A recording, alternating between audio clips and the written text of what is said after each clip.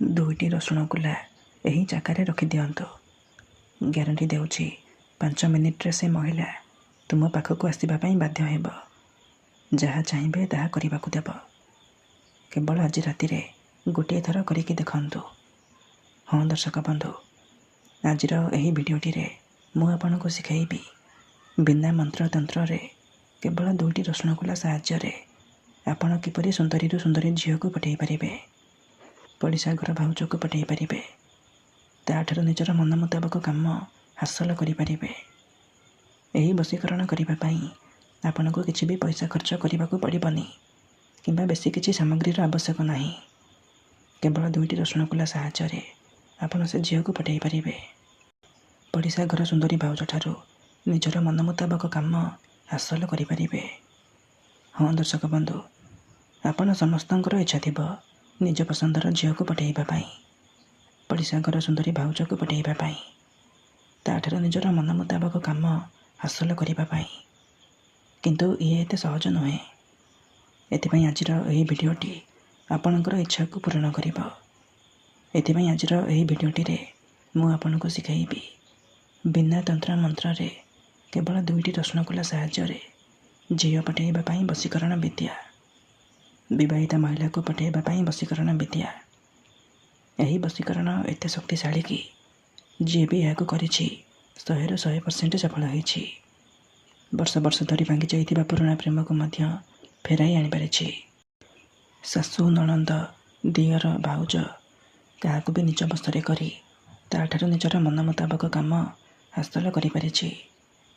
ନମସ୍କାର ଦର୍ଶକ ବନ୍ଧୁ, ଏସ୍ ମନ୍ତ୍ର ଚ୍ୟାନେଲରେ ଆପଣମାନଙ୍କୁ ସ୍ୱାଗତ। 2ଟି ରସୁଣ କୁଲାର ଏହି ବଶୀକରଣ ପ୍ରଚଣ୍ଡ ମହାଶକ୍ତିଶାଳୀ ବଶୀକରଣ। ତେଣୁ ମୋର ଆପଣମାନଙ୍କୁ ଅନୁରୋଧ କି ଏହାକୁ ଆପଣ ଭାବିଚିନ୍ତି ପ୍ରୟୋଗ କରିବେ। ମନରେ କୌଣସି ଖରାପ ଉଦ୍ଦେଶ୍ୟ କିମ୍ବା କୌଣସି ଖରାପ କାମ ପାଇଁ ଆପଣ 2ଟି ରସୁଣ କୁଲାର ଏହି ବଶୀକରଣକୁ ପ୍ରୟୋଗ କରିବେନି। ଯଦି ଆପଣ ସେ ଝିଅ ବା ମହିଳାକୁ ସତରେ ଭଲ ପାଉଛନ୍ତି, ତାକୁ ବିବାହ କରିବାକୁ ଚାହୁଁଛନ୍ତି, ତେବେ ଆପଣ ଏହି ବଶୀକରଣ ବିଧିକୁ ପ୍ରୟୋଗ କରିବେ। ଅନ୍ୟଥା ମନରେ କୌଣସି ଖରାପ ଉଦ୍ଦେଶ୍ୟ କିମ୍ବା କୌଣସି ଖରାପ କାମ ପାଇଁ ଆପଣ ଏହି ବଶୀକରଣକୁ ପ୍ରୟୋଗ କରିବେନି। ଠିକ୍ ଅଛି? ତେବେ ଏହି ବଶୀକରଣ କରିବା ସବୁଠାରୁ ସହଜ। ଏହାକୁ ଆପଣ କିପରି କରିବେ, କେମିତି କରିବେ, ମୁଁ ଆପଣଙ୍କୁ ଶିଖାଇବି। ସମ୍ପୂର୍ଣ୍ଣ ପ୍ରୟୋଗ ବିଧି ଠିକ୍ ଭାବରେ ଶିଖାଇବି। ଜାଣିବା ପାଇଁ ମୋର ଆପଣମାନଙ୍କୁ ଅନୁରୋଧ କି ଆପଣ ଭିଡ଼ିଓଟିକୁ ମୂଳରୁ ଶେଷ ପର୍ଯ୍ୟନ୍ତ ପୁରା ଧ୍ୟାନର ସହିତ ଦେଖନ୍ତୁ। ବିଧିଟି ଜାଣିବା ପୂର୍ବରୁ ମୋର ଆପଣମାନଙ୍କୁ ଅନୁରୋଧ କି ଯଦି ଆପଣ ଆମ ଚ୍ୟାନେଲକୁ ନୂଆ ଆସିଛନ୍ତି, ତେବେ ଦୟାକରି ଚ୍ୟାନେଲକୁ ସବସ୍କ୍ରାଇବ୍ କରି ପାଖରେ ଥିବା ବେଲ୍ର ଆଇକନ୍କୁ ମଧ୍ୟ ଦବାଇ ଦିଅନ୍ତୁ, ଯାହାଦ୍ୱାରା ଆମେ ଯେଉଁ ବି ଭିଡ଼ିଓ ଅପଲୋଡ଼ କରିବୁ ସର୍ବପ୍ରଥମେ ଆପଣ ଦେଖିପାରିବେ। ମନେ ରଖନ୍ତୁ, ଏହି ବଶୀକରଣ କରିବା ପୂର୍ବରୁ କିଛି ବିଶେଷ କଥା ଜାଣି ରଖନ୍ତୁ। ଯେମିତିକି ତନ୍ତ୍ର, ମନ୍ତ୍ର, ଯନ୍ତ୍ର, ବଶୀକରଣ ଇଏ ଏମିତି ସେମିତି କାମ କରେନି। ମନରେ ସମ୍ପୂର୍ଣ୍ଣ ବିଶ୍ୱାସ, ନିଷ୍ଠା ଆଉ ଏକାଗ୍ରତାର ସହିତ ଆପଣଙ୍କୁ ଏହି ବଶୀକରଣ କରିବାକୁ ପଡ଼ିବ।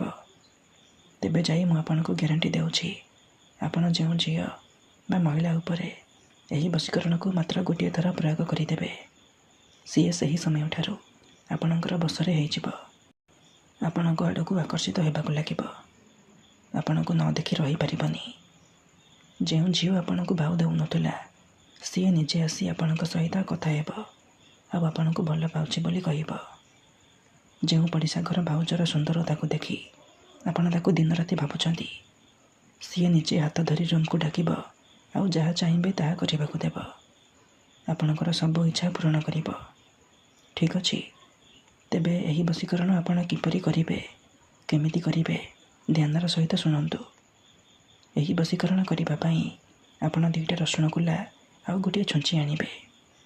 ହଁ ଦର୍ଶକ ବନ୍ଧୁ, 2ଟା ରସୁଣ କୁଲା ଆଉ ଗୋଟିଏ ଛୁଞ୍ଚିର ସାହାଯ୍ୟରେ ଆପଣ ନିଜ ପସନ୍ଦର ଝିଅକୁ ପଠାଇ ପାରିବେ, ବିବାହିତା ମହିଳାକୁ ପଠାଇ ପାରିବେ, ତାକୁ ନିଜ ବଶରେ କରିପାରିବେ। ଏହି ବଶୀକରଣ ବିଧିକୁ ଆପଣ କେବଳ ଶୁକ୍ରବାର ଦିନ କରିବେ। କେଉଁ ବି ସମୟରେ କରିପାରିବେ। ବିଧିଟି କରିବା ପୂର୍ବରୁ ଭଲ ଭାବରେ ହାତ, ଗୋଡ଼, ମୁହଁ ଧୋଇକି ସଫା ବସ୍ତ୍ର ପିନ୍ଧିକି ଆପଣ ଏହି ବଶୀକରଣ ବିଧିକୁ ଆରମ୍ଭ କରିବେ। ପ୍ରଥମେ ଆପଣ କ'ଣ କରିବେ, ଯେଉଁ ଦୁଇଟା ରସୁଣକୁଲା ଆଣିଛନ୍ତି ସେଥିରୁ ଗୋଟିଏ ରସୁଣକୁଲାରେ ସେଇ ଝିଅ ବା ମହିଳାର ନାମ ଲେଖିବେ ଯାହାକୁ ଆପଣ ପଠାଇବାକୁ ଚାହୁଁଛନ୍ତି। ଆଉ ଗୋଟିଏ ରସୁଣକୁଲାରେ ଆପଣ ନିଜର ନାମ ଲେଖିବେ। ତାପରେ ସେ ଦୁଇଟା ଯାକ ରସୁଣକୁଲାକୁ ଏକାଠି କରି ଡାହାଣ ହାତରେ ମୁଠେଇକି ଧରିବେ। ଆଉ 7 ଥର ସେଇ ଝିଅ ବା ମହିଳାର ନାମ କହିବେ। ଆଉ ସେ ଦୁଇଟା ଯାକ ରସୁଣକୁଲାରେ ଫୁଙ୍କିଦେବେ।